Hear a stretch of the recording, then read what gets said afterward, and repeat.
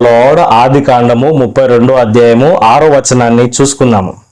ఆ దూతలు యాకోబు నొద్దకు తిరిగి వచ్చి, మేము నీ సహోదరుడైన ఏశావు నొద్దకు వెళితిమి, అతడు 400 మందితో నిన్ను ఎదుర్కొన వచ్చుచున్నాడని చెప్పగా, దేవునికి స్తోత్రం, మహిమ కలుగును గాక. యాకోబు తన మామ అయిన లాబాను దగ్గర నుంచి తండ్రి ఇంటికి వెళ్తా ఉన్నాడు. మరి మార్గ మధ్యంలో అతనికి దేవదూతలు ఎదురొచ్చినారు. ఏదో శుభం జరుగుతుంది అని ఆలోచన చేసుకొని దేవునికి ప్రార్థన చేసుకొని ముందుకు వెళ్తా ఉన్నాడు యాకోబు. మరి అతన్ని ఎదుర్కోవడానికి ఏశావు, తన అన్న అయిన ఏశావు వస్తున్నాడన్న సమాచారము యాకోబు చెవిలో పడింది. మరి అతను ఎందుకు ఎదుర్కొని వస్తున్నాడో అన్న సంగతి యాకోబుకు తెలియదు. నాకేమన్నా హాని చేస్తాడేమో అన్న భయంతో విపరీతంగా భయపడిపోయినాడు.